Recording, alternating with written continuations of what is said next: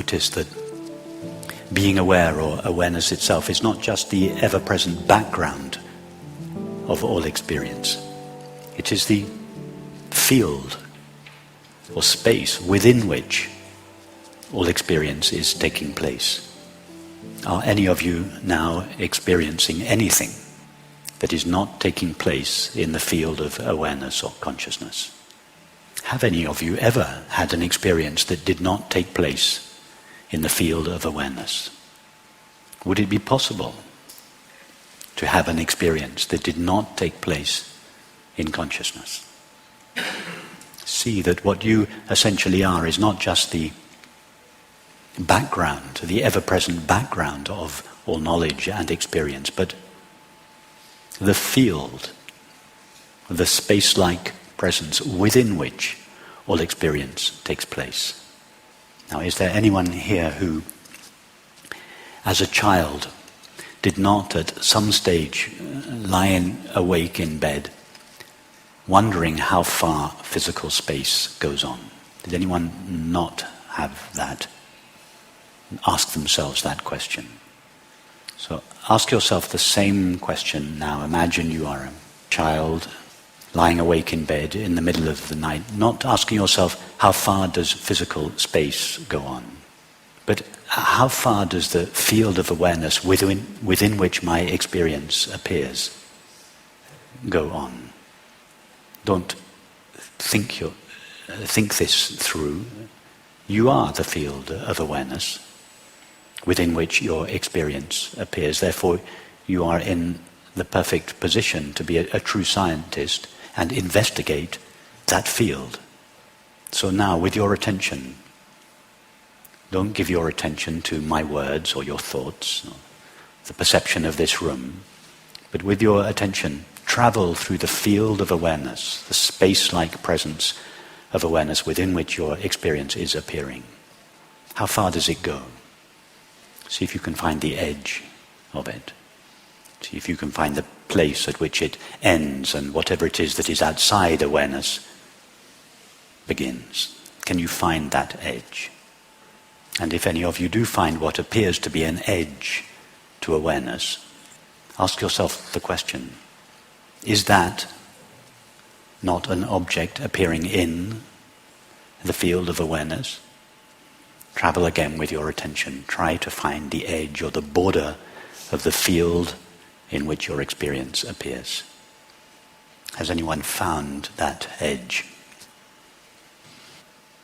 In fact, if we did this experiment with anyone, not just those of us that are interested in non-duality and attend conferences like this, but any of the 7 billion of us, if we asked them this question, and as long as they understood the question and did the experiment, they would arrive at the same conclusion. I cannot find anything outside the field of awareness in which all experience arises. What legitimacy is there then to our belief? When I say our belief, I mean our world culture's belief that there is something outside awareness, something called a world or a universe made out of dead inert stuff called matter. Is that hypothesis based on experience, or is it based on belief? Other scientists who claim a world made of dead inert matter existing outside consciousness, are they true scientists, basing their theories only on the evidence of experience?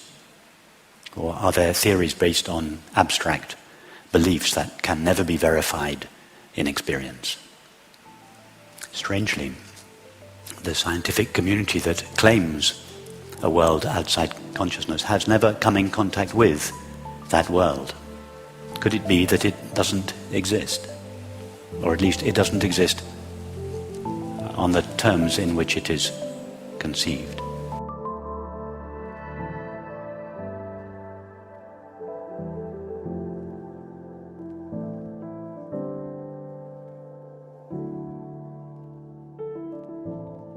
Yeah, so what we're learning here is changing our perceiving how we see the world by changing the perspective, the standing it's point just- of view. Yeah, it's a all very it is. simple paradigm shift. Just Yeah. like people used to think the earth was flat, and then they realized it was round. People used to think the Right. sun went round the earth, then they realized the earth went round the sun.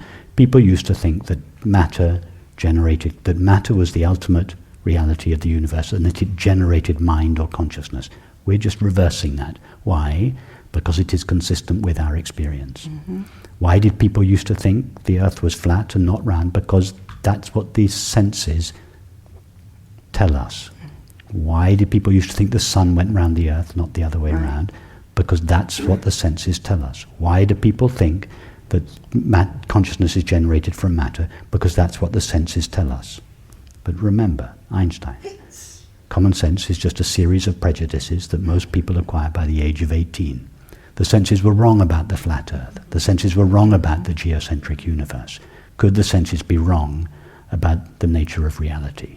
They almost certainly, in fact, they certainly are. Yeah. Yeah, so I know some people keep asking, well, how do I change my experience? How do I make this my experience? But we don't have to change anything other than It is already your experience. Your experience is already only made out of consciousness. But I mean the activity and By the exploring. content of our experience. But we're not changing the content of our experience. We're changing our interpretation of our understanding of our experience. Our experience is already made out of reality, made out of consciousness. But we have been conditioned to believe that it's made out of matter. And almost all our thoughts and feelings and our subsequent activities and relationships are based on a fundamental assumption, which most people don't even realize that they're making, namely the assumption that what I essentially am is a body, and that this body generates consciousness within it, and that the consciousness that is generated within the body is limited to it and suffers its destiny. In other words, it dies when the body dies. This is the fundamental assumption of our world culture. All we're doing here is changing that assumption, exploring our experience, seeing what is true of our experience, and then building a new model of reality based on our experience, namely that consciousness is the reality of all experience. And that naturally just changes the substance. I mean, and in time, how we experience. Because what takes place on the inside of us and what takes place on the outside are the same shared reality. Right. There is a response from the universe when our thoughts and feelings change. The universe corresponds. Mm-hmm. There is a correspondence in what we actually experience. Mm-hmm. Yes. Yeah.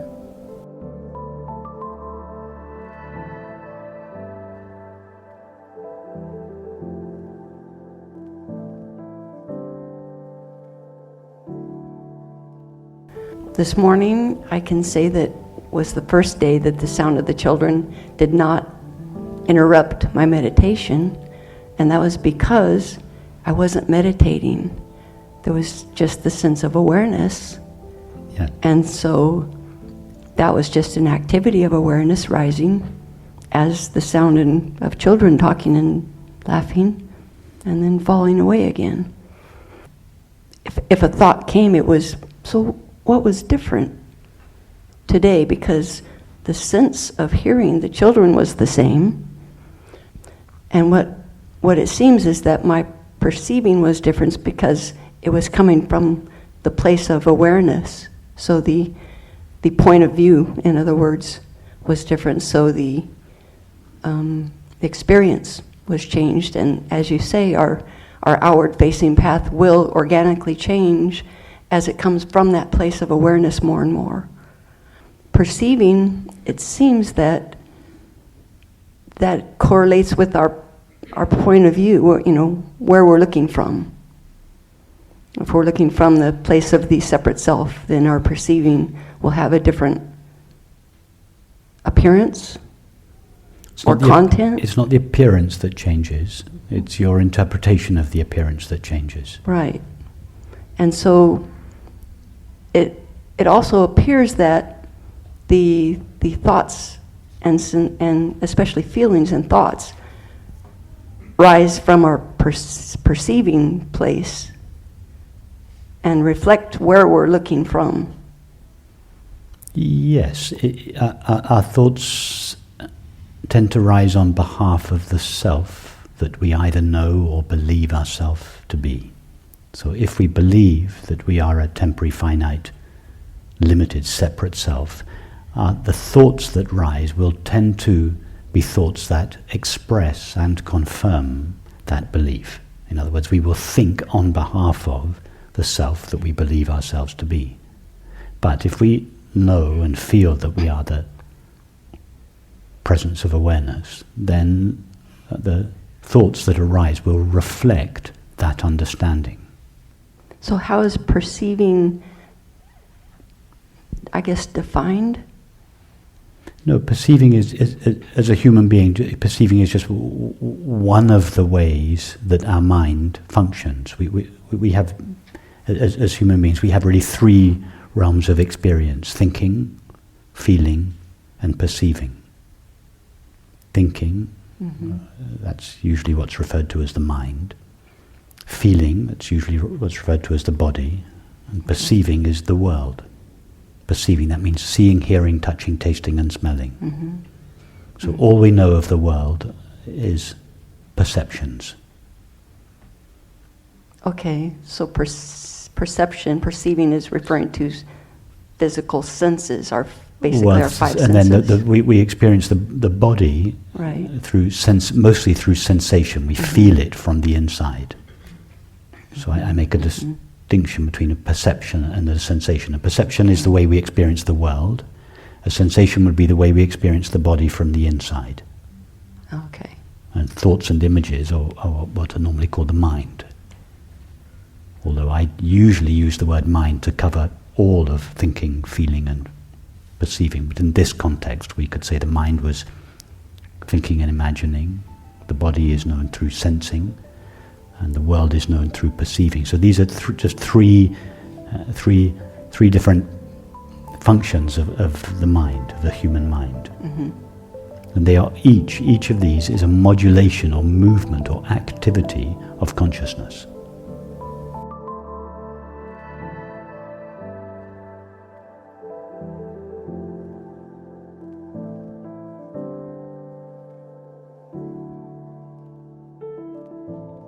And then I asked myself, well, how is it possible then for the world of the solid world? How is it possible for something that is only made out of consciousness? If consciousness is the ultimate reality of everything, and consciousness is empty, transparent, luminous, how is it possible for that consciousness to appear as this world? So the real question for me is the opposite of the question that scientists ask themselves, the hard problem of consciousness. That question is, how is consciousness generated from matter? Of course, they presume it is generated from matter. They don't realize that is a presumption, they think it's a fact.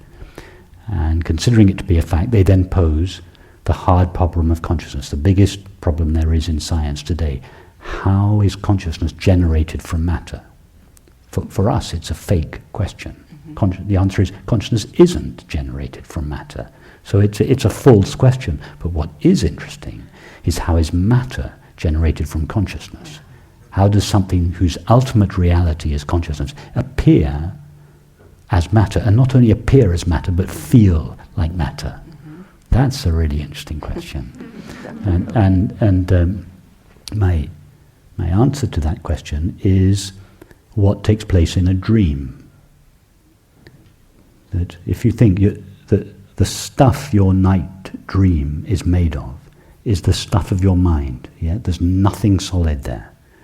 However, your own mind divides itself in two parts, the dreamed world and the dreamed character in the dreamed world, from whose point of view the dreamed world is known. Now, from the point of view of that character, who seems to be a localized, temporary, finite self, the activity of your own mind, that is the dreamed world, appears and feels to be made out of something other than the mind of the perceiver. And that's called matter. So it is your own mind that divides itself into a separate subject, the dreamed character made of mind, and the separate object, the dreamed world, made out of matter. It's exactly what happens in a dream, and indeed in a dream the world does appear and feel to be solid. Now, is it reasonable to consider this an accurate analogy of what happens in consciousness? And I think it is reasonable to assume this. Why? Simply by virtue of the fact that each of our finite minds is a microcosm of infinite consciousness. That is our actual experience, that the reality of each of our minds is unlimited. So if it is true, and it is our experience, that it is consciousness itself that localizes itself in the form of each of our minds, it's reasonable to assume that the way our minds behave is like a mini version of the way consciousness behaves. And therefore, the way our mind creates this dreamed world within itself, which seems to be solid, it's actually exactly the same as what consciousness does. Consciousness is dreaming this world within itself. The dream is its own activity, but viewed from each of our perspectives, it appears to be and feels as if it is solid. It's exactly the same as what takes place in a dream. And that's the best explanation I know, the most satisfactory explanation for how the world appears and feels to be solid, and yet at the same time its reality is made out of something infinite, formless, luminous, empty. Because it's consistent with our experience. It's a model that is derived solely from experience.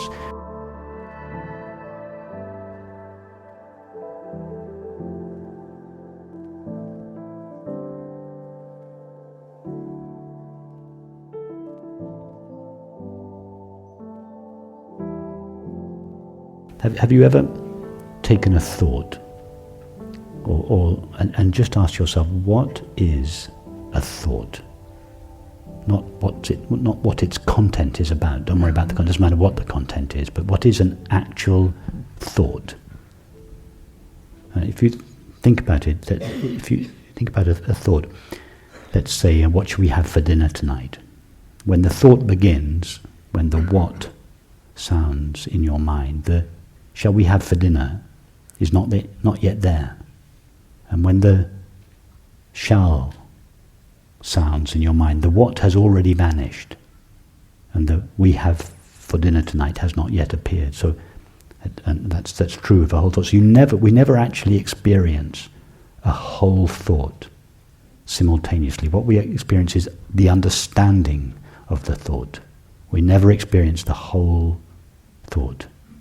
So if you go on thinking in this way, you realize I never really experience a thing or an object called a thought. A thought is really a flow of thinking. An object never actually crystallizes out of your experience and comes into existence. It's just the activity of thinking.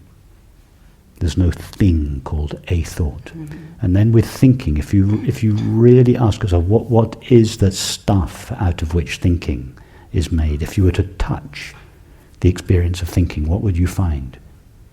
All you find there is knowing or consciousness. Mm-hmm. So that's what I mean when I say that thinking is a modulation or a movement or activity of consciousness. Right. It's like it's like examining a landscape in a movie. It looks like a landscape to begin with. You go closer and you realize, no, there's no landscape there, it's only color.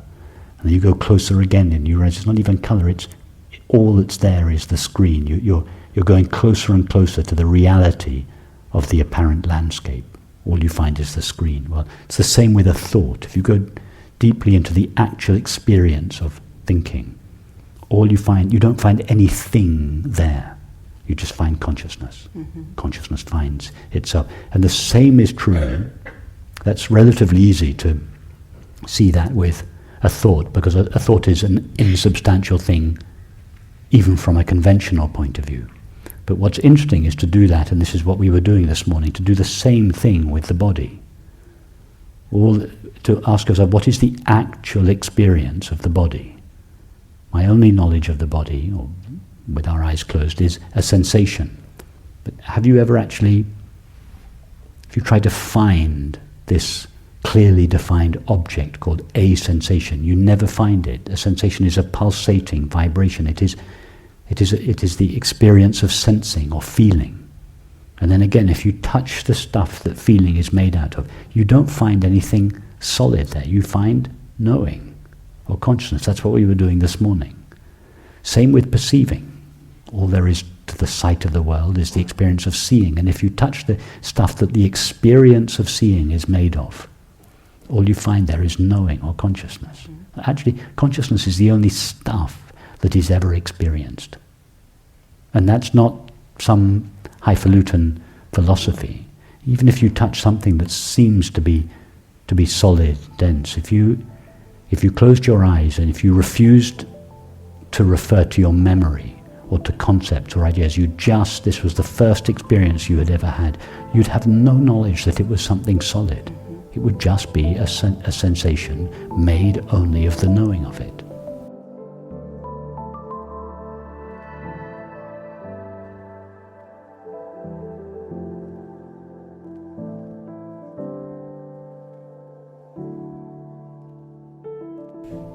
We don't cease seeing the world from a located point of view, but we now have this deep, not only this deep understanding, but this deep feeling understanding that the mind that we seem to be on the inside, or the self that we seem to be on the inside made of mind, and the world that we perceive on the outside made of matter, are the manifestation of a single, indivisible consciousness, and that we are that.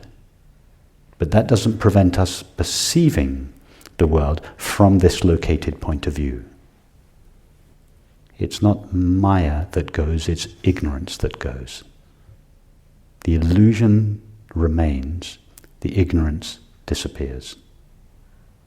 And with this understanding, the illusion of the world loses its power to veil its reality.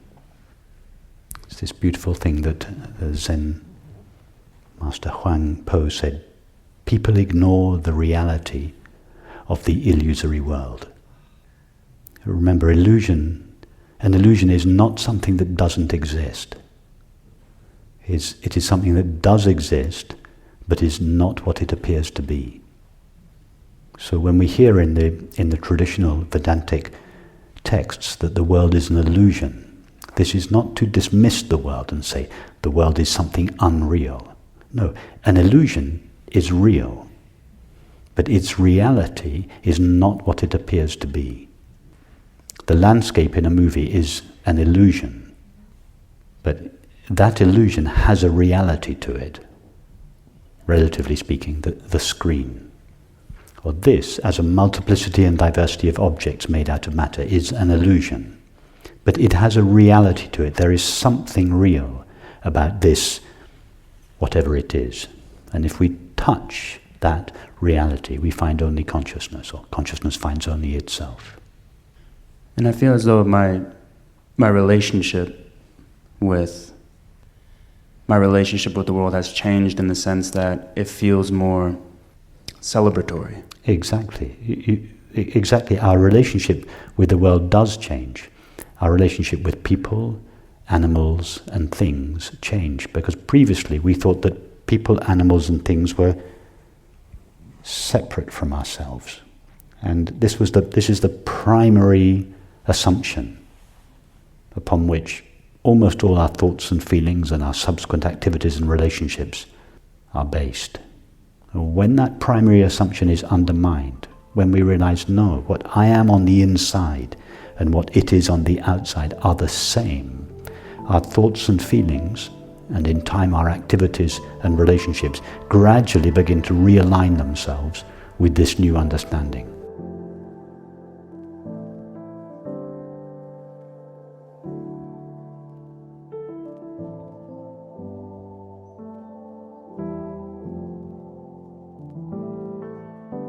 Shantananda Saraswati said, "Real thinkers don't think." That is, people who use thought to go to the reality of experience will find that thought naturally, spontaneously, and effortlessly comes to an end. This ending of thought is called understanding. It's very easy to check this in one's experience. When a moment of understanding takes place, the line of thinking that preceded it must, by definition, have come to an end. Because if the investigating line of reasoning that preceded understanding had not yet come to an end, then the experience of understanding itself would not yet have been possible. So understanding never takes place in thought. It always takes place at the end of thought. And when thought comes to an end, time comes to an end. And therefore understanding never takes place in time. It is for this reason that a line of reasoning that investigates the nature of reality is itself a profound form of self-inquiry or self-investigation. It is a means by which thought follows itself to its own end. It brings itself to its own end.